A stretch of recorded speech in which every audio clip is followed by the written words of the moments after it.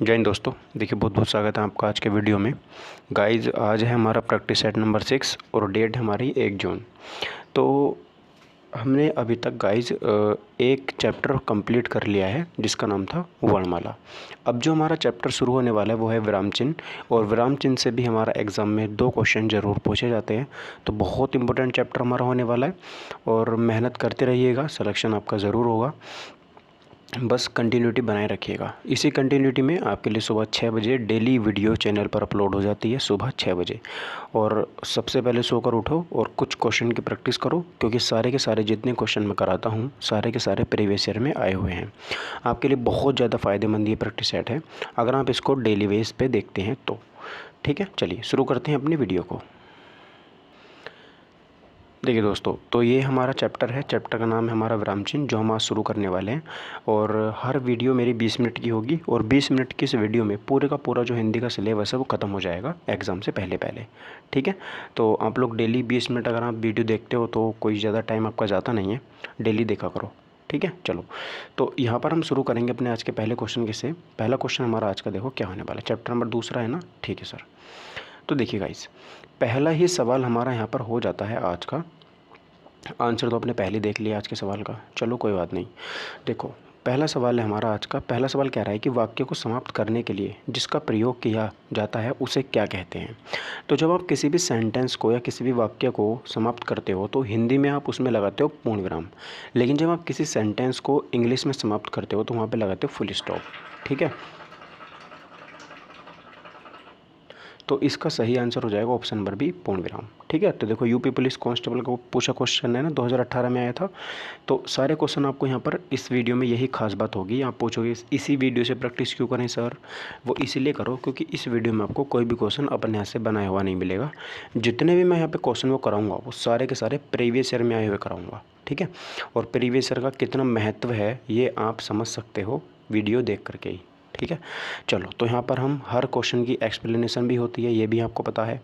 ठीक है, और एक्सप्लेनेशन भी बहुत अच्छे लेवल की होती है। देखो, तो यहाँ पर देखेंगे, बात करेंगे वाक्य को समाप्त करने के लिए प्रयुक्त होने वाले चिन्ह को पूर्ण विराम चिन्ह कहते हैं। इस चिन्ह का प्रयोग प्रश्नवाचक तथा विस्मयादिबोधक वाक्यों को छोड़कर अन्य सभी प्रकार के वाक्यों के अंत में किया जाता है। हिंदी भाषा में प्रयुक्त विराम चिन्हों का विवरण निम्नलिखित है। देखेंगे कैसे है निम्नलिखित।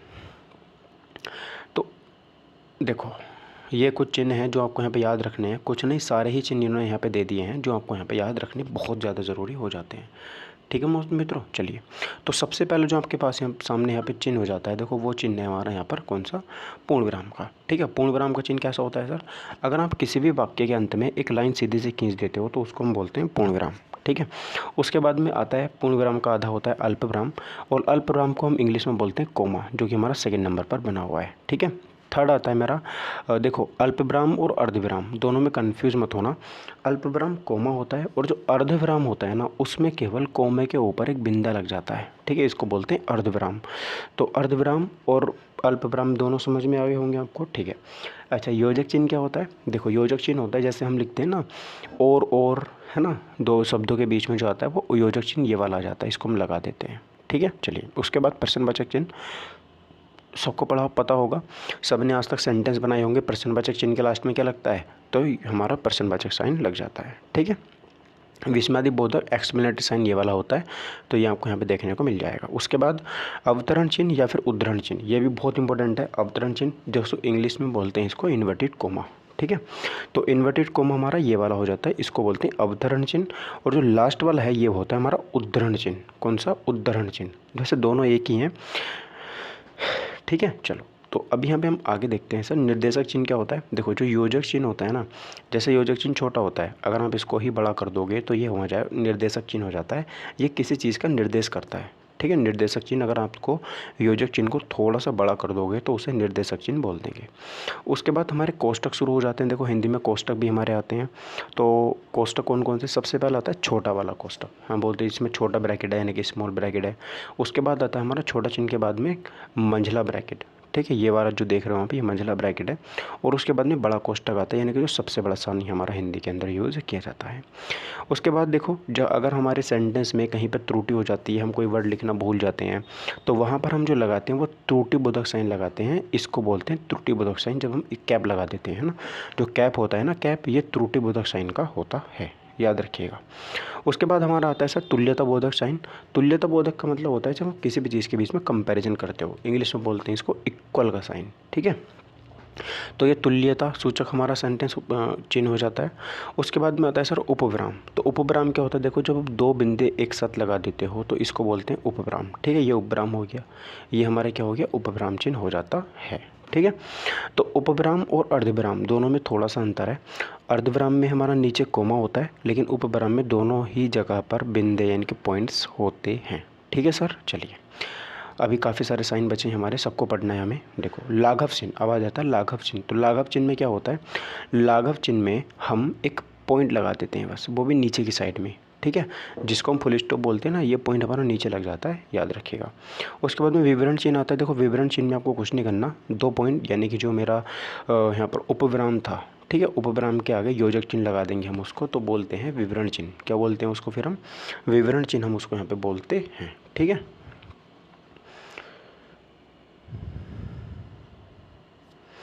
आई बात समझ में। चलिए दोस्तों, तो अब देखो आगे देखते हैं लोप सूचक चिन्ह क्या होता है ना। लोप सूचक चिन्ह, तो लोप सूचक चिन्ह को बोलते हैं सर जी, ये जो हम dash dash dash dash dash dash कर देते हैं ना कई जगह की, डैश डैश डैश डैश, है ना, तो उसको बोलते हैं लोप सूचक चिन्ह। आई बात समझ, ठीक है। उसके बाद में पुनरुक्ति सूचक आता है।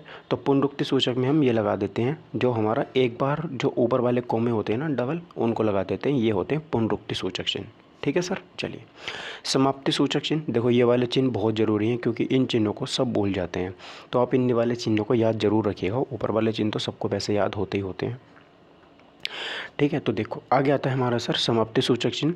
तो जब आप यहाँ पर निर्देशक चिन्ह लगाते हो, उसके बाद में जीरो लगा देते हो, उसके बाद में फिर निर्देशक चिन्ह लगाते हो, तो ये हमारा समाप्ति सूचक चिन्ह हो जाता है, ठीक है। टीका सूचक चिन्ह क्या होता है सर, तो टीका सूचक चिन्ह में आप यहाँ पे स्टार भी लगा सकते हो, प्लस भी लगा सकते हो, डबल प्लस लगाते हो, ये टीका सूचक चिन्ह इसको कहा जाता है।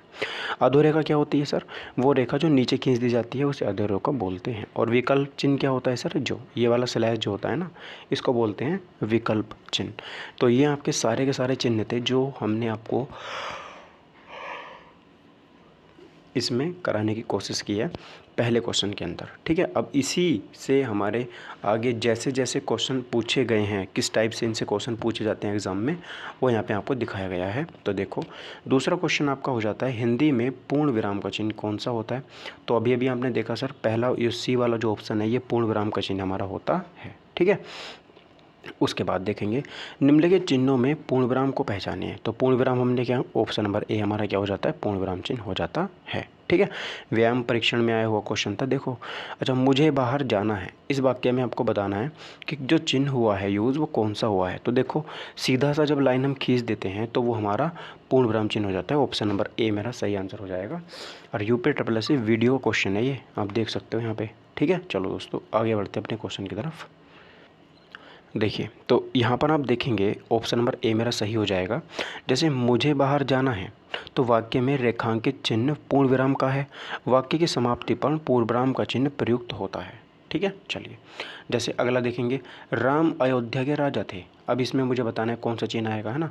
राम जो थे वो अयोध्या के राजा थे, इसमें कौन सा चिन्ह प्रयुक्त हुआ है। तो अयोध्या के राजा थे, तो इसमें देखो लास्ट में चिन्ह जो यूज हुआ है, ये सिंपल से चिन्ह यूज हुआ है ना, इसको बोलते हैं पूर्ण विराम। Option number B. UPPCL technician grade second में क्वेश्चन ये पूछा गया था, तो इंपॉर्टेंट क्वेश्चन यहाँ पे हो जाता है। देखो अब यहाँ पे कुछ थोड़ी सी एक्सप्लेनेशन इसको देखना हमें चाहिए। वाक्य के पूर्ण विराम होने पर पूर्ण विराम चिन्ह का प्रयोग किया जाता है। दिए गए वाक्य में पूर्ण विराम चिन्ह का प्रयोग है जब किसी वाक्य या वाक्यांश में कोई शब्द या अक्षर लिखने में छूट जाता है, तो उसे लिखने के लिए हंस पद का प्रयोग होता है, ठीक है, जो कि मेरा ऑप्शन नंबर सी में इन्होंने दे रखा था, है ना, या त्रुटिबोधक भी इसको बोलते हैं। अर्धविराम से कुछ कम देर तक के ठहराव के लिए अल्पविराम चिन्ह का प्रयोग किया जाता है, ठीक है। अर्धविराम का चिन्ह, अर्धविराम से कुछ कम देर तक के ठहराव के लिए, ठीक है। चलो आई बात समझ में, ओके सर। आगे देखेंगे अगला क्वेश्चन हमारा क्वेश्चन नंबर 6 है। इसमें बताएंगे आंसर क्या होगा। ग्राम विकास अधिकारी का क्वेश्चन है तो इंपॉर्टेंट क्वेश्चन हो जाता है। जहाँ वाक्य की गति अंतिम रूप ले ले, जहाँ वाक्य की गति अंतिम रूप ले ले, विचार के तार टूट जाएं, वहाँ किस चिन्ह का प्रयोग किया जाता है? बताओ। अब यहाँ पे देखो कैसा क्वेश्चन आया है ये। वाक्य हमारी पूरी भी होने वाली है, ठीक है, और विचार के तार भी हमारे टूट जाएं, वहाँ किस चिन्ह का प्रयोग किया जाता है?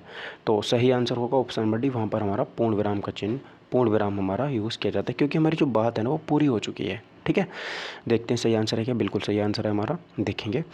तो जहाँ वाक्य की गति अंतिम रूप ले ले और विचारों के तार टूट जाएं, वहाँ पूर्ण विराम का प्रयोग किया जाता है। योजक चिन्हों का प्रयोग समासिक पदों, देखो जो योजक चिन्ह होते हैं वो कहाँ पर यूज़ किए जाते हैं? समासिक पदों या पुनरुक्त और युग्म शब्दों के मध्य किया जाता है। तो ऐसे भी पूछ सकते हैं आपसे कि बताओ कि समासिक पदों के बीच में किस चिन्ह का प्रयोग किया जाता है? तो सर जी योजक चिन्ह का प्रयोग किया जाता है समासिक पदों के बीच में। ठीक है, ओके। अच्छा, अल्पविराम जो होता है, कोमा जिसको बोलते हैं, कोमे का प्रयोग कहाँ पे होता है?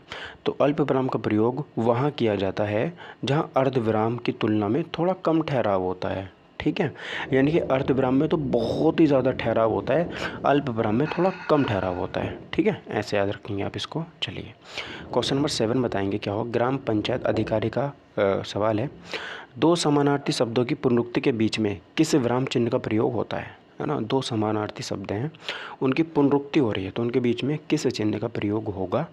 तो यहाँ पे याद रखेंगे आप ऑप्शन नंबर सी, योजक चिन्ह का प्रयोग होगा, क्योंकि हमने अभी अभी तो देखा ऊपर, जैसे हमारा कोई सामासिक पद आ जाए या फिर कोई पुनरुक्त पद आ जाए या फिर युग्म शब्द आ जाए, इनके बीच में योजक चिन्ह का प्रयोग यहाँ पे होता है। ठीक है, चलो उसके बाद देखिए बात करेंगे यहाँ पर थोड़ा सा एक्सप्लेनेशन इनकी, ध्यान से देखेंगे। अब देखो इन्होंने मुझे एग्जाम्पल के ज़रिए समझाया है।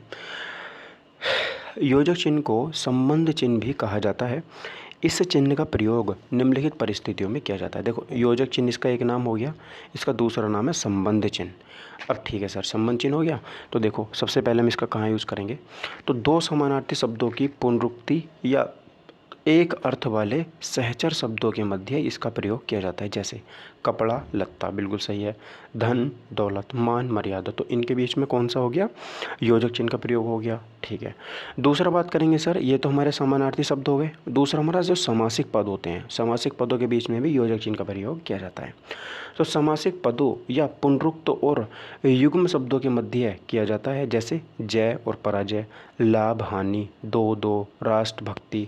ऐसे भी कह सकते हो आप इसमें कि विलोम शब्दों के बीच में भी योजक चिन्ह का प्रयोग ही किया जाता है। ठीक है, चलिए थर्ड पे आता है हमारा तुलना बोधक, है ना, तुलनावाचक, जैसे सा सी से, इनके पहले भी है ना हमारा किसका यूज़ किया जाता है? तो हमारा योजक चिन्ह का प्रयोग किया जाता है, जैसे सा सी के लिए से के पहले, जैसे चांद सा चेहरा, फूल सी मुस्कान।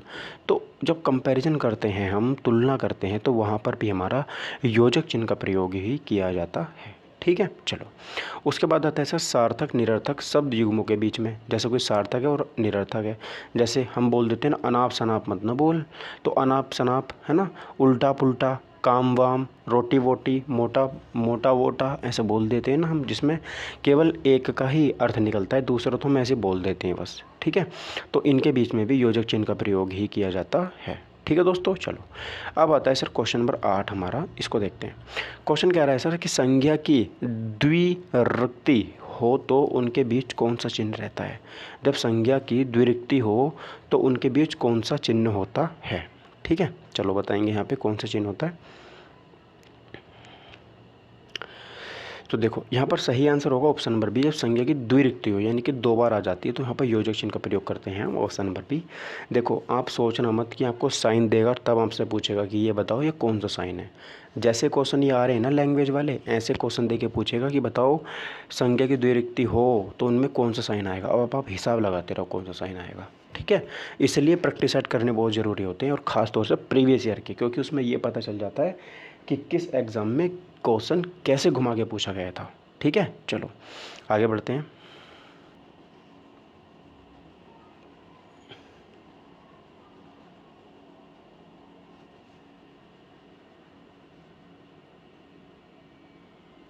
चलो दोस्तों, तो देखो यहाँ पर ऑप्शन नंबर बी मेरा सही हो जाता है। ठीक है, देखो संज्ञा की द्विरुक्ति होने पर उनके मध्य योजक चिन्ह का प्रयोग किया जाता है, अर्थात एक ही संज्ञा का प्रयोग दो बार हो, जैसे घर घर, गांव गांव, द्वार द्वार, राम राम, है ना।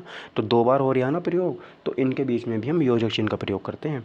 यदि विकल्प में से अवतरण चिन्ह का प्रयोग किसी वाक्य में किसी विशेष शब्द पर बल देने के लिए अथवा किसी और के द्वारा कहे हुए या लिखे हुए कथनों को ज्यों का त्यों लिखने के लिए हम कोष्टक का प्रयोग किसी शब्द को स्पष्ट करने तथा कुछ विशेष जानकारी प्रदान करने के लिए निर्देशक चिन्ह का प्रयोग।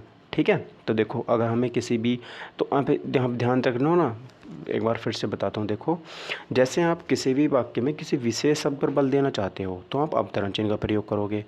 ठीक है, और यहाँ पर अगर किसी कथन को आप ज्यों का त्यों लिखना चाहते हो तो आप यहाँ पे कोष्टक चिन्ह का प्रयोग करोगे। ठीक है, और अगर किसी को विशेष जानकारी देना चाहते हो तो निर्देशक चिन्ह का प्रयोग यहाँ पर आप करोगे। ठीक है, ओके। उसके बाद अगर जैसे विवाद संबंधी प्रत्येक शीर्षक के आगे उदाहरण के पश्चात तथा कथोपकथन के नाम आगे भी इसका ही प्रयोग किया जाता है, निर्देशक चिन्ह का। ठीक है, चलो क्वेश्चन 9 बताएंगे। देखिए क्वेश्चन इंपॉर्टेंट है। देखो यहाँ पे क्या कह रहा है कि निम्न में से योजक चिन्ह बताओ कौन सा है। तो सर जी ऑप्शन नंबर सी में योजक चिन्ह है। ठीक है सर, देख लो यहाँ पे, और इन्होंने एक बार फिर से बताया है। देखो इस प्रैक्टिस सेट को करने से आपका बहुत ज़्यादा फ़ायदा है। आपको चैप्टर भी अगर आपने नहीं पढ़ रखा ना, और आप इसे ही याद करने की कोशिश कर रहे हो, रटने की कोशिश करो, तो आप यहीं से चैप्टर कंप्लीट कर सकते हो किसी से बिना पढ़े, वो भी एग्जैक्ट क्वेश्चन के साथ। एग्जैक्ट प्रैक्टिस सेट पूरे यूट्यूब पे नहीं मिलेगा आपको ऐसे। ठीक है, चाहे तो हम ट्राई कर लेना। लोग अपने पास से क्वेश्चन बना के आपको प्रैक्टिस करवा रहे हैं, ये बहुत गलत है गाइस। उनको क्या अंदाज़ा कि क्वेश्चन एग्जामिनर कैसे पूछेगा, और अगर उनको इतना ही अंदाज़ा है तो वो एग्ज़ाम क्यों नहीं पास कर पा रहे बताओ। ठीक है, देखो एसएससी खुद कहती है, एसएससी, रेलवे, इनमें क्वेश्चन इतने रिपीट होते हैं प्रीवियस ईयर के बहुत ज़्यादा। ठीक है, देखो तो यहाँ पर जो हमारा पहला चिन्ह है ये हमारा योजक चिन्ह हो जाता है। क्वेश्चन मार्क की बात करेंगे तो प्रश्नवाचक चिन्ह है, और अगर इसकी बात करें तो हमारा विस्मयादिबोधक चिन्ह है, और ये जो स्लैश हो जाता है ये हमारा विकल्प चिन्ह यहाँ पे हो जाता है। ठीक है, चलो याद रखिएगा आप इन चिन्हों को। अगला क्वेश्चन नंबर 10 बताएंगे कि हिंदी में अल्प विराम का चिन्ह कौन सा होता है। अल्प विराम मतलब जो बहुत कम समय के लिए हम रुकते हैं, तो ऑप्शन नंबर डी जो हो जाएगा मेरा यहाँ पर अल्प विराम हो जाता है। ठीक है, चलो अब देखो यहाँ पर भी इसके लिए एक्सप्लेनेशन देखो, इतना एक्सप्लेन आपको कोई वीडियो में भी नहीं करेगा इस चैप्टर को। ठीक है, देखो दिए गए विकल्पों में से डी अल्प विराम का चिन्ह है। अल्प विराम चिन्ह का प्रयोग बहुत कम ठहराव के लिए किया जाता है। अल्प विराम चिन्ह के प्रयोग से संबंधित कुछ निम्नलिखित स्थितियाँ हैं, जैसे वाक्य के बीच में प्रयुक्त पर, इसी के लिए, इसी से, इसीलिए, किंतु, परंतु, क्योंकि, जिससे, तथापि, अवयवों से पूर्व अल्प विराम प्रयोग लगाया जाता है। जैसे अगर कहीं पर इसी से आ गया, इसीलिए आ गया, किंतु, परंतु, क्योंकि, जिससे, किससे, कैसे, है ना, तो यहाँ पर हमारा अल्प विराम चिन्ह का प्रयोग किया जाता है, क्योंकि हम यहाँ पर रुकते हैं थोड़ी देर के लिए। इसीलिए, अच्छा, है ना, रुके ना हम। ठीक है, संबोधन कारक की संज्ञा या संबोधन शब्दों के पश्चात इसका प्रयोग किया जाता है। तो संबोधन कारक समझ गए आप लोग। ठीक है, उसके बाद जिस वाक्य में वह, यह, तब, तो, या, अब इत्यादि का लोप हो वहाँ अल्पविराम चिन्ह का प्रयोग करते हैं। जैसे कहना था सो कह दिया, तो यहाँ पर क्या लगा, कहना तो था तो सो कह दिया। ठीक है, कहना था सो कह दिया, तुम जाने तुम्हारा काम जाने। यहाँ अब पद जो है वो लुप्त है। ठीक है, कहना अब था सो कह दिया, अब तुम जानो, अब तुम जानो। ठीक है, चलो जहाँ शब्दों की पुनरावृत्ति की जाए और भावातिरेक में उन पर विशेष बल दिया जाए वहाँ अल्पविराम चिन्ह का प्रयुक्त होता है। जैसे सुनो सुनो वह गा रही है। ठीक है, चलो बात समझ में आ गई। ठीक है, अल्पविराम चिन्ह में से कौन सा हो जाता है। तो सर जी ऑप्शन नंबर डी में मेरा अल्पविराम चिन्ह यहाँ पे हो जाता है। ठीक है, चलो अच्छा आप मुझे बताओ कि ये जो पहला वाला चिन्ह है कौन सा है। तो सर जी अर्धविराम है। बी वाला चिन्ह कौन सा है। सर जी विस्मयादिबोधक चिन्ह है। सी ऑप्शन में पूर्ण विराम है, और डी ऑप्शन में तो अपना अल्पविराम चिन्ह है ही। ठीक है, व्यायाम परीक्षण में आया था। 12वां क्वेश्चन बताएंगे। देखो यूपी पीजीडी में आया था ये क्वेश्चन, निम्नलिखित में से कौन सा अल्पविराम है। तो ऑप्शन नंबर सी में अल्पविराम यहाँ पे हो जाता है। ठीक है, चलो क्वेश्चन अब ओके यहाँ पे देखेंगे।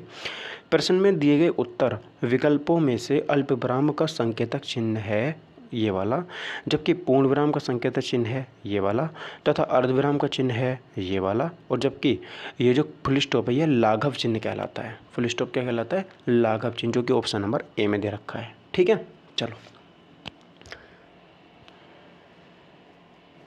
तो गाइज़ ये हमारी आज की जो 20 मिनट की वीडियो थी वो कंप्लीट हो गई। अब हम बात करेंगे अपनी अगले वीडियो में यहाँ से आगे 13वें क्वेश्चन से। ठीक है, तो thank you for watching my video. Take care, bye bye, जय हिंद, मातरम, और मिलते हैं अगले वीडियो में।